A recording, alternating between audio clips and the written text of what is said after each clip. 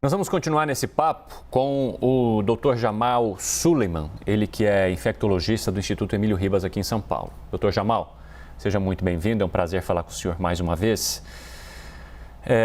Só para a gente comentar essa questão toda, a gente se vê aí em mais uma controvérsia entre o que o Ministério da Saúde está dizendo, aí vem o Estado de São Paulo falando que vai ser aplicada a dose de reforço da Coronavac, embora o Ministério da Saúde diga que não é isso que é para ser feito. Mais uma vez a gente tem esse impasse e essa confusão, Os idosos provavelmente que estejam acompanhando toda essa discussão e aqueles que estejam no estado de São Paulo, por exemplo, não sabem se vão tomar, se devem pedir, se não devem pedir, se podem confiar, se não podem confiar. Como que o senhor olha para isso? Bom dia, Elisa. Bom dia, Evandro. Bom dia. Mais uma vez é um prazer estar aqui.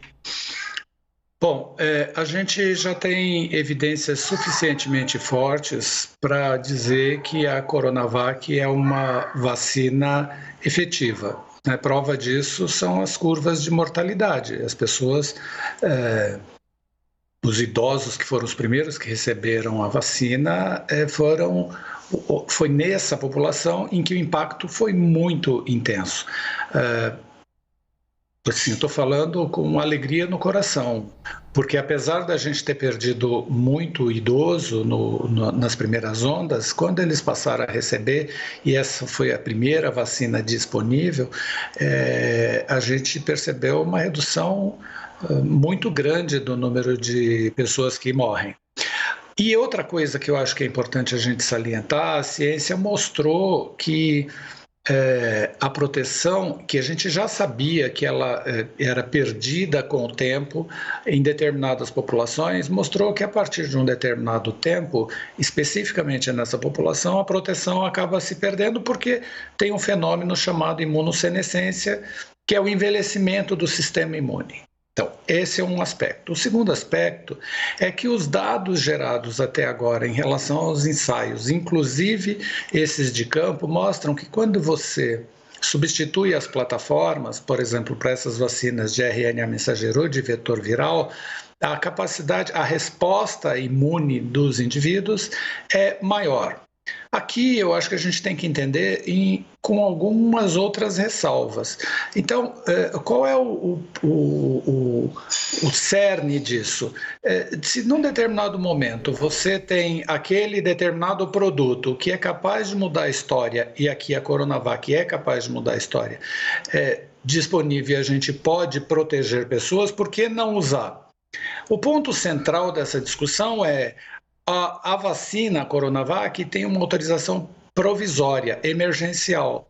Então, ela não está definida para doses de reforço neste momento. Mas é uma questão que não é especificamente burocrática, é uma questão que também é técnica. Uma vez mostrado esses documentos, você consegue a aprovação e eu não vejo problema em administrar como dose de reforço. É claro que devem e tem plataformas que são superiores neste momento para este evento, mas não é impossível você usar, dá para usar com segurança. Sim, é possível que nós vejamos em breve, muito antes do que a gente imagina, não é, doutor Jamal, uma habilitação para a Coronavac, para que seja utilizada para essa terceira dose, mas a gente está lidando com o cenário do momento.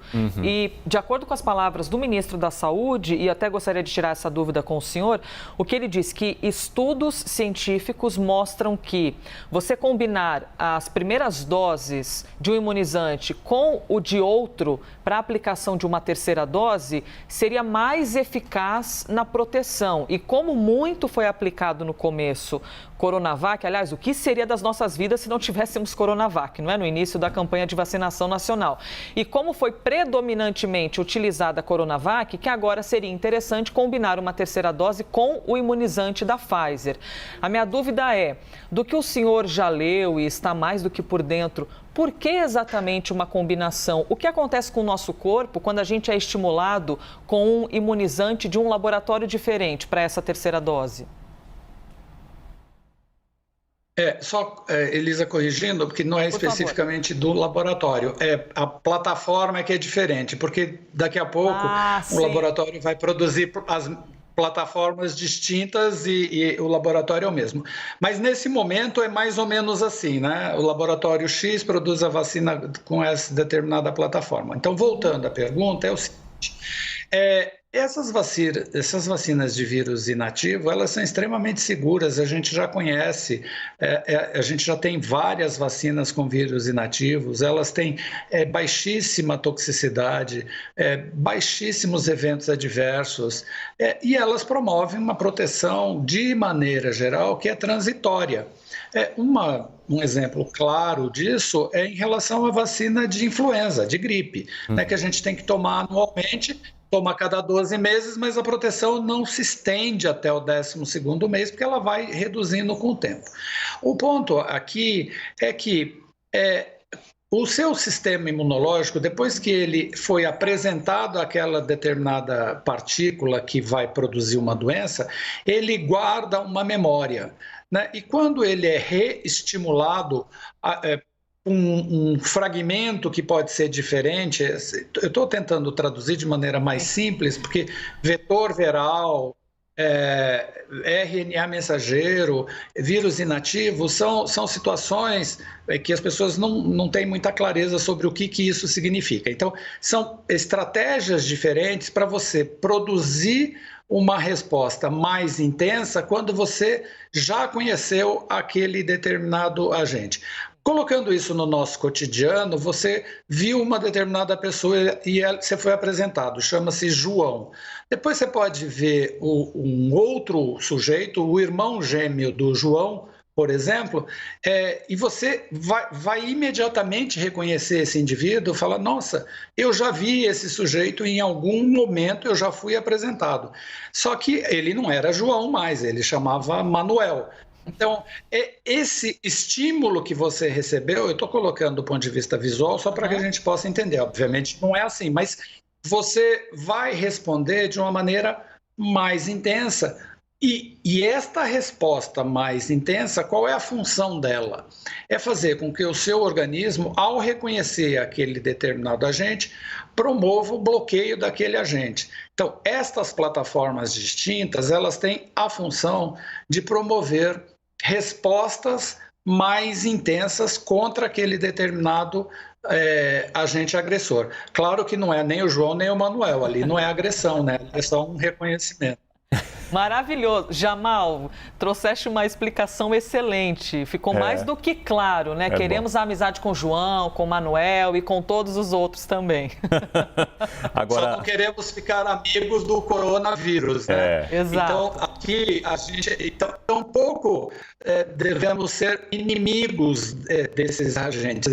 Esse não é o ponto central. Tanto que vocês devem ter percebido, a gente não usa os nossos inimigos, a gente está em guerra, porque não é esse o ponto. O ponto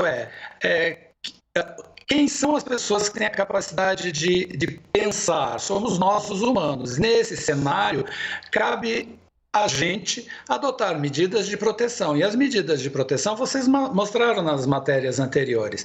O distanciamento físico, né? Para ir para a praia, eu estou só retomando, porque a combinação de estratégias é que vai fazer com que a gente saia desse processo.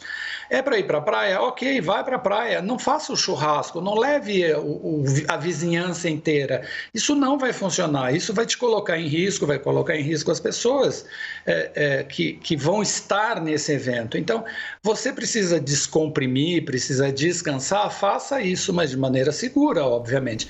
Você já está vacinado, você já tem uma carga protetora importante, óbvio. No entanto, essa carga protetora, neste momento, ainda não é capaz de dizer para você: olha, fique livre para fazer o que você quer. Não dá, tem que usar máscara e ficar longe, infelizmente.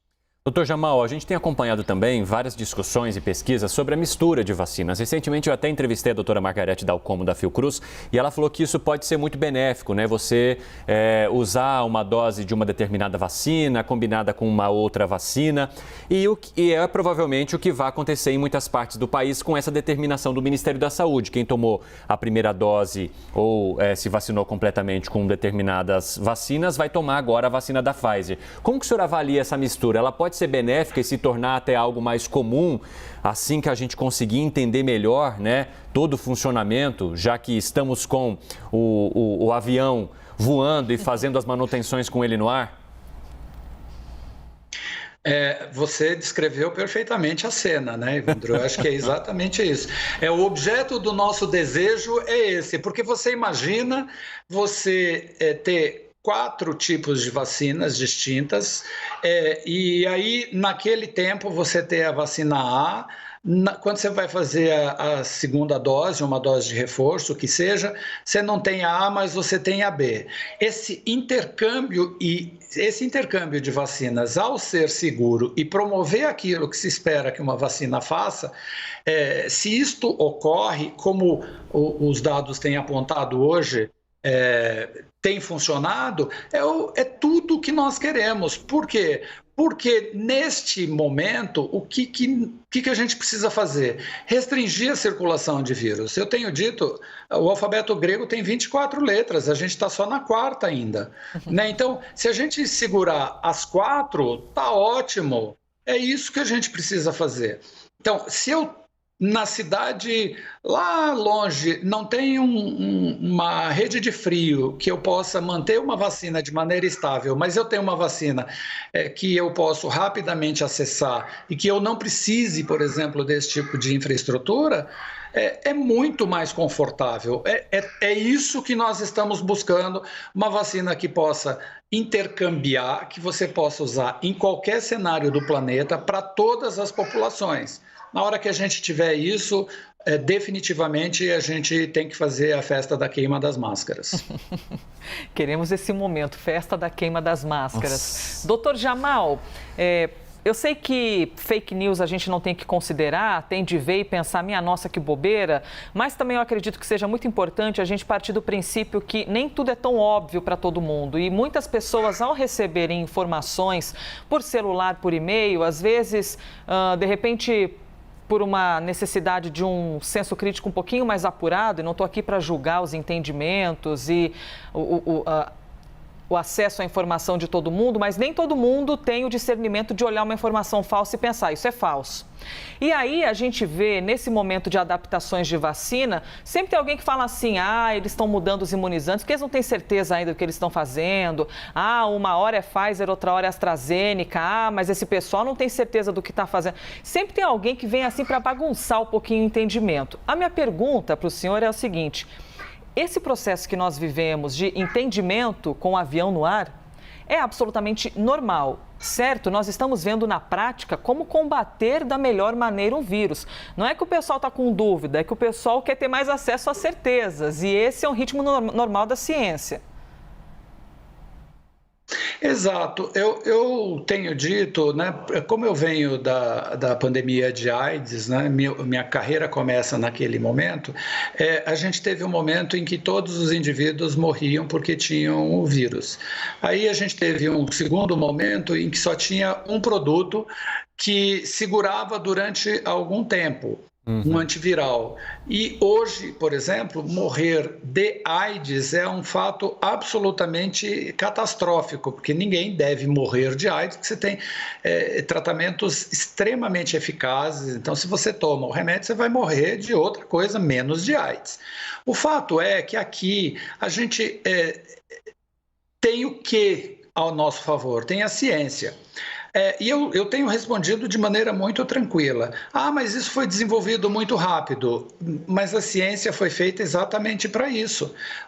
A gente, quando desceu das árvores, quando a gente perdeu o rabo e perdeu o pelo, foi para promover o bem-estar de todo mundo. Não foi para a gente continuar nas cavernas. Então, o fato da gente ter desenvolvido isso nesse período curto, que nem foi tão curto assim, diga-se, porque a plataforma, por exemplo, da AstraZeneca vem de um outro ensaio para um coronavírus que foi feito antes. Então, não se chega num determinado lugar e recebe-se um raio. Isso é para a arte. Né? A genialidade da arte, o indivíduo tem uma epifania. No caso de vacina, não é assim que isso, no caso de ciência, não é assim que funciona. É uma sucessão de estudos que vêm de bancadas, até desencadear, até chegar naquela molécula que é capaz de mudar o curso da história. E aqui, esse é o primeiro passo da mudança do curso da história. É fundamental que as pessoas entendam isso. Existem produtos, vou dar um exemplo aqui, vacina de meningite. A gente começou com uma única vacina de meningite meningocócica. Hoje você tem vacina para meningite meningocócica para vários subtipos dessa bactéria. Então, assim, evoluímos. É assim que as coisas devem ser. De novo, não é uma epifania. Não é, nossa, hoje eu acordei e vou fazer uma vacina para a Covid. Não. Então, tenham certeza que a gente e que a ciência está na busca do melhor. Estes, neste momento, são os melhores. Por quê? E vocês têm mostrado isso várias vezes ao dia. E de maneira muito transparente, inclusive. Basta você olhar essas curvas. Quando você tem esse decréscimo, de novo aqui, não foi porque caiu um raio, foi porque tem uma estratégia de proteção que inclui a vacina. Então, quando você tem uma redução da média móvel de casos e de mortes, é por conta disso. Você tem as estratégias combinadas mais a vacina. Se não tivesse isso, essa curva jamais teria esse padrão. Então, assim, se você está ouvindo a gente, corre para tomar a vacina, proteja você, proteja-nos, né, para que a gente possa rapidamente sair desse processo. Doutor Jamal, eu tenho uma última dúvida só, e tem a ver até com isso. A gente fala em 3 doses de reforço neste momento. Isso é porque a gente ainda está sendo muito pressionado pela pandemia, com variantes que estão surgindo e que a gente precisa combater com uma proteção coletiva? Ou tudo indica que isso vai ser um protocolo também para os próximos anos? A gente vai tomando doses de reforço conforme vamos percebendo a diminuição da capacidade do nosso organismo de combater aquilo? Eu vou começar pela segunda parte da sua pergunta. A gente está, todos nós, o mundo inteiro está aprendendo, porque é a primeira vez que esse vírus, ele rompe a barreira da espécie e infecta humanos. E todos os humanos são suscetíveis, vulneráveis a ele. Então, a gente está nesse processo inclusive, de estabelecer com qual a vacina, com qual periodicidade, todas elas são eficazes. Precisa reforçar isso, né? Porque quando a gente diz isso, fala, tá vendo? Ele está falando... Não, é isso, todas são eficazes. Qual é a pergunta que precisa ser respondida? E é nesse processo que se responde. Com que periodicidade nós vamos ter que tomar essa vacina? Se vamos ter que tomar vacina periodicamente, porque nem esta resposta está muito clara. A gente parte de um pressuposto nesse momento que provavelmente sim, mas ela não está completamente respondida. E se for periódico, com quantas doses? Quais são as melhores para cada tipo de população? Eu tenho chamado a atenção para isso. Então, indivíduos de maior idade, tem alguma plataforma que dá uma proteção mais prolongada com menor evento adverso? Tem. Qual é essa vacina? A gente já tem esse modelo para outras vacinas. Crianças e adolescentes, qual é o melhor para esse tipo de população? Indivíduos obesos.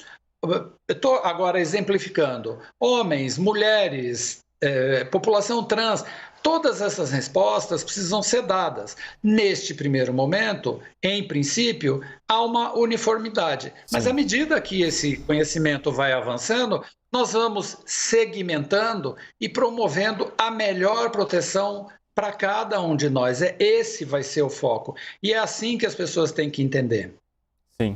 Muito bem, doutor Jamal, mais do que muito obrigada, viu? O senhor foi muito claro, direto e nos fez, como sempre, compreender a importância dos nossos cuidados, não é, diante deste momento de pandemia e a importância da ciência.